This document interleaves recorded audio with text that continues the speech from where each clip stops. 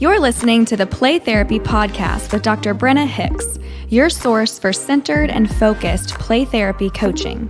Hi, I'm Dr. Brenna Hicks, the Kid Counselor. This is the Play Therapy Podcast where you get a masterclass in child-centered play therapy and practical support and application for your work with children and their families. In today's episode, we are continuing in the CCPT Purism series. Last episode, we talked about the subtle ways that we can drift and how we don't even sometimes realize that we've drifted away from CCPT. And in today's episode, we are talking through why being non-directive is effective, essentially why non-directivity works. So if you think about the drifts that pull us out of the model, like we covered last week, this episode is really about why we should remain anchored in the model. So we have reasons that we might drift away. These are going to be the reasons that we remain anchored. So essentially tackling the skepticism, the criticism that many therapists and especially outsiders have about non-directivity. And really the purpose of this episode is to kind of lay out the clinical reasoning and the developmental rationale for trusting the child's lead. And if we do that, it allows us to stop defaulting to directive tools and lean more deeply into the model's power and the model's efficacy. So we are going to talk through why we trust the child's process. And here's the kicker, even when it looks like nothing is happening. That's always the hang up. Well, they're not talking. Well, they're not playing. Well, they're not coming into the playroom. Well, they're not addressing their anger. Well, they're just building with Legos for 6 weeks straight. They're just fill in the blank. Why do we trust the child's process even when it looks like nothing is happening? That's what this episode's about. So here are common statements that are made. I mean, there are variations of them, but these are kind of the overarching statements as a category that we hear pretty regularly. So CCPT is just letting a child do whatever they want, or some variation thereof. Another is, but what if the child needs to be taught something? What if the child needs anger management? What if the child needs coping skills? What if the child needs breathing techniques? What if the child needs emotional vocabulary? Okay, so that's another. Well, how can they change? How can they heal? How can they grow? How can they fill in the verb if I don't help them make sense of what they're doing? Oh boy, that's a slippery slope if I've ever heard one. Okay, and those are kind of the top three. There are certainly more, but that's kind of probably a top three list all day. So when we think about those statements, well, I guess technically questions, we think about those questions, they very much come from a directive mindset. And maybe more specifically, often from therapists who were trained to, quote, fix. If you have a background in fixing problems, solving problems, addressing problems, you are the one responsible for, quote, making things better. That's where you end up with those questions in your head. And the danger of that is kids aren't broken. Kids don't need to be fixed. And so if we have any notion that we need to fix, and therefore there has to be some agenda, it's no longer child-centered, it's no longer non-directive. But non-directivity is the most effective method. So we have to be really careful with that line of thinking, especially if it comes from previous training. So let's look at some research-supported concepts that I think will help look at layers here. So the first, children know what they need to work on. We believe that at our core, or we wouldn't be CCPT. They know what they need to work on. Every bit of their play is purposeful. Nothing is random. Nothing they say is random. Nothing they do is random. No part of a play session is random. There's purpose in every second of it. When they choose not to play, it's purposeful. When they choose to cuss you out, it's purposeful. When they choose to have a lobby session, it's purposeful. when they choose to not speak a word to you for 20 sessions straight. It's purposeful. Nothing is random. When children are given the freedom and the emotional safety, they will naturally address themes, conflicts, dynamics. They will bring whatever they need to work on into their play. They know the things in their lives that need resolution. We believe that kids know their struggles. So therefore, they're going to work on them if given emotional freedom and safety within the relationship and the playroom. This is the self-actualizing tendency. That's the whole premise, right? Let's go back to Rogers. Humans are wired to self-actualize. If we believe that, we also then have to believe that children know what they need to work on. So this whole notion of what if they need to learn something? They don't need to learn anything. They will learn something. They will figure it out. They will work through it. They will solve the problem. But they don't need to learn anything. They're self-actualizing. They'll sort it out. Okay, second concept is that symbolic play accesses emotional depth. And here's what I mean by that. We know that kids aren't verbal. They cannot communicate their feelings with their words most often, but they can show them symbolically through their play. So when they lead, they are following an internal emotional map. When they lead, when they're in charge, when they get to decide what happens in the playroom, they have an internal emotional map that is guiding every step along the way. We don't see it. We're not aware of it. Dora just popped into my head. That's a digression. Anyway, I literally am singing, I'm the map. Okay, anyway, back on track. When they lead, we do not see their map. Okay? But it is there. It is very accessible to them, very in their awareness. So if we interfere, or if we interrupt, or if we intervene, we interrupt their process. They are following a map. They have the ability to play, to access their emotions and the depth of them. We just need to get out of the way. They know where they're going. They know how to get there. We need to get out of their way. We serve as the therapeutic guide rails, not the driver. Another concept, insight emerges from their experience, but never from explanation. Here's what I mean. True insight.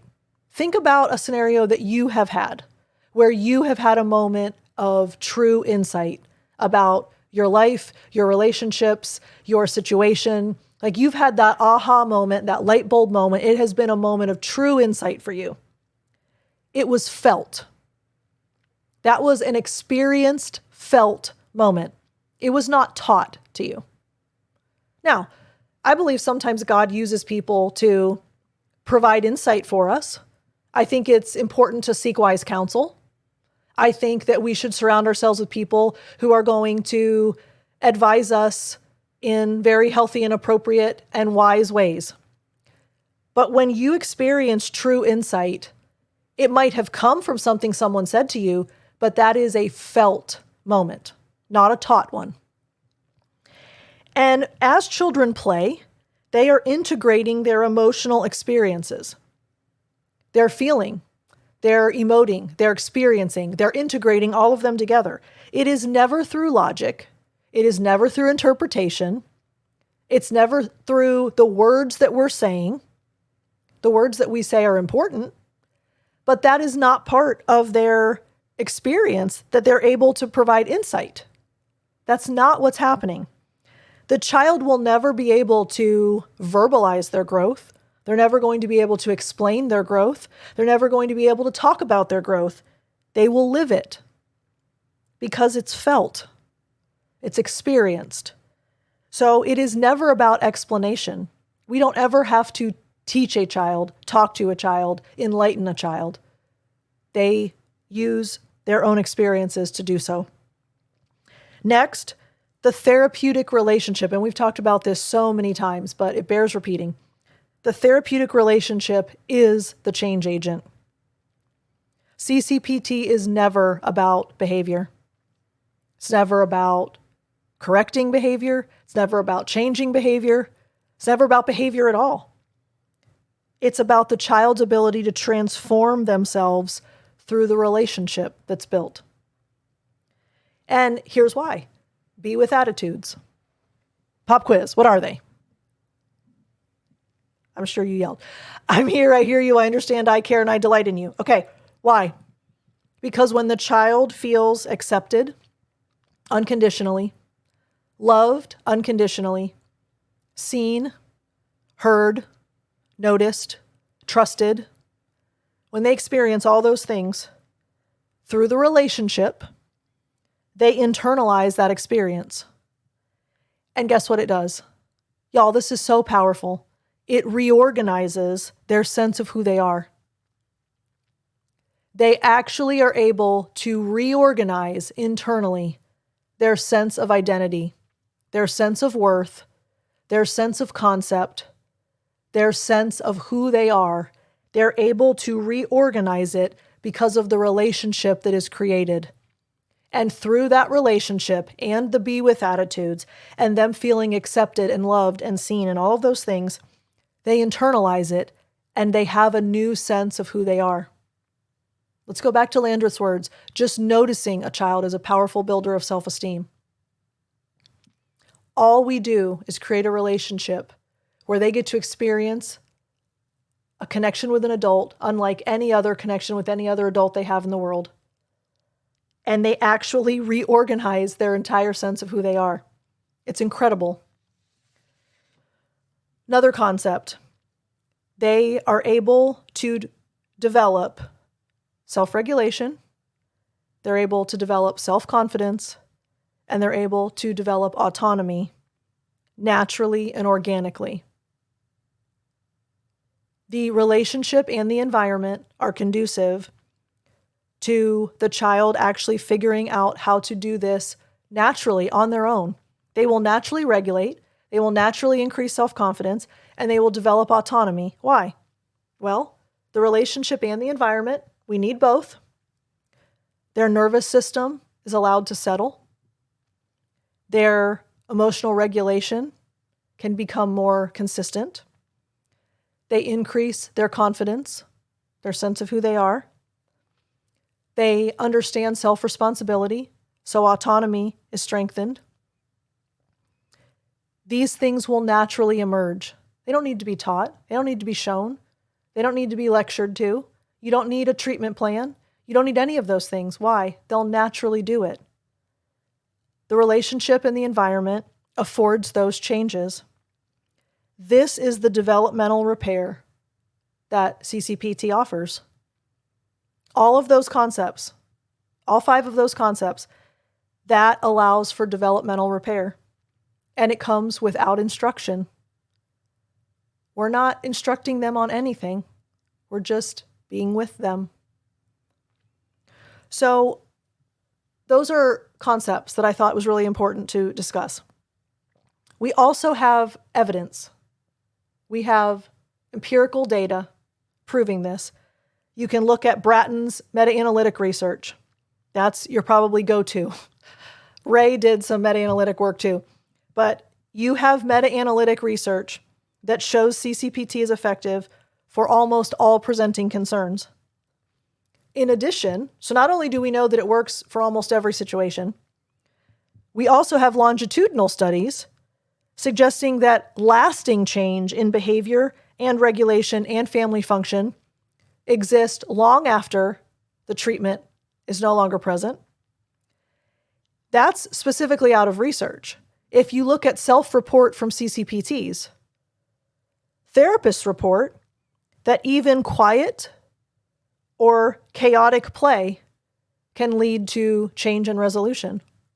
So even when a child doesn't talk, I know I can't see you, but I'm imagining, raise your hand if you have seen progress and change in a child that has never uttered one word in the playroom to you. I'm raising mine. I know you're raising yours because we see it.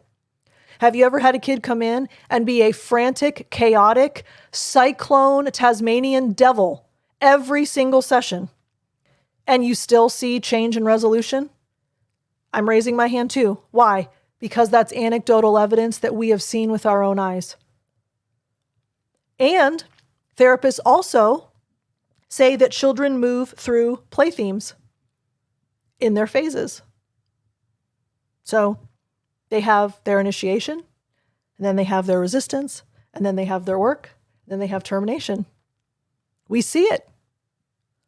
So not only do we have empirical data indicating that CCPT works, meaning non-directive, we've also seen it work with our own eyes. So then that begs the question, why is this hard for us? Why do we struggle to remain non-directive? And sometimes many of us are largely non-directive, but we have that one thing that we just can't seem to let go of because of education, because of background, because of our training in a different field or a different job, because we come from schools, because whatever the scenario is, there's usually that one thing that we just can't seem to conquer and let go of that's maybe not fully directive, but a little bit directive. Why is this so hard for us? Well, I would argue it takes a lot of faith, and faith's hard to come by sometimes. It's the belief in things unseen. That's hard. So it requires faith. It also requires a lot of patience. And no one likes to pray for patience. So, I mean, that's hard in and of itself. And then it takes discipline. You concoct those three traits. You find someone that's filled with faith, patient, and disciplined. Woo! They can do anything and go anywhere. Their ticket's written. Why? Because those are difficult traits to possess and maintain. So you have that trifecta. You have to have faith, patience, and discipline. That's hard. It's not impossible. Look, one of my favorite phrases is anything worth doing is not easy. So if you're committed to CCPT, I promise you, I've never once told you it's going to be easy. It's simple, but it's not easy. It's hard, but it's worthwhile. And there's pressure to get quick results, first of all. There's pressure to demonstrate and report progress.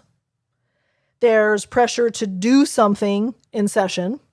That's air quoted, by the way. You can't see me air quoting, so I have to say it. Do something. It makes us feel better when we can write down that, oh, we did a worksheet with them. Give me a break. But we feel pressure to do something. We have to report progress. We have to show quick results. But here's the thing. Just like a child choosing not to choose is a choice, just like a child choosing not to play is a trackable behavior, doing nothing as a CCPT therapist is doing something. Ponder that, as Gary Landers says. Ponder that, y'all, for real. Ponder that. Doing nothing as a child-centered play therapist is doing something. It's doing a lot of things, actually. Maybe first and foremost, it's creating space for the child to do it themselves, whatever it is. When we do nothing, we're doing a major something. We're creating space. We're trusting them. We're being patient. We're being disciplined. We're staying out of the way. We are believing the model, and we're saying, you do it. You can do this. Wow. Like if that doesn't light a fire, I don't know what does. We choose to do nothing because it's doing something. And trust me, doing something is easy. Doing a worksheet, doing an activity, having a discussion, creating something as a craft, looking at a feelings wheel, you fill in the blank. It's easy to do that. You know what's really hard? Choosing to do nothing because you know that it's what that child needs and because you know that it's doing something. So, if you get to a point where you are questioning whether CCPT is working in general with a specific kid, with a specific scenario, with a specific diagnosis, whatever your degree of questioning is, here are my encouragements to you. First, find the most subtle of shifts. You become a master at looking for nuanced change. Rarely is it so overt that it just hits you like a brick. Most of the time, it's a grain of sand. You have to really pay attention and really be attuned. But there will be subtle shifts. There will be subtle shift in behavior. There'll be a subtle shift in a theme. There'll be a subtle shift in the eye contact check-ins that a child is having with you. There'll be a subtle shift in what the child says or how they say it or what words they choose. There are always, absolute on purpose, subtle shifts. You just have to be really attuned and present and attentive. So if at any point you are questioning whether it's working, challenge yourself to find a subtle shift. It will be there. I promise you. I don't make promises that I can't keep. I'm very intentional about that. I promise you, you will find a subtle shift if you look for one. And track the arc of the child's progress, not the minute by minute or session to session. This is why you have 5-week consults. If you met with a parent every week, you would have nothing meaningful to tell them. But over the course of 5 weeks, you absolutely can have meaningful dialogue about what's happening. Why? Because you're tracking the arc. You're not looking at, oh, in this last 10 minutes, something happened. Sometimes in the last 10 minutes, something happened. But more often, you have a sense of, oh my gosh, in these last 5 weeks, look at that. Oh, that was a change. Oh, okay, that was significant. Oh, wow, that's a shift. So look at the arc, not the day-to-day. And then finally, if you are questioning whether it's working, reflect on these questions. Where am I tempted to direct? It'll give you a lot of insight into your need. Is it to fix? Is it to speed? Is it to control? Is it to teach? Is it to regulate? Is it to that you will figure out what is driving it? Where am I tempted to direct? Start there. And then take that further. What does that say about my comfort? What does that say about my comfort in waiting? What does that say about my comfort with messiness? What does that say about my comfort with not needing to fix things? Where am I tempted to direct? And then what does it say about my comfort? That's self-awareness, self-analysis. Those are important. And then, am I trusting the child? If you're questioning the process, you need to ask yourself, am I trusting the child? Or am I trying to, quote, help, fix, hurry, work, amend, teach, instruct, whatever. What am I trying to do? Is it to center myself? Am I trying to do this in a way that centers me?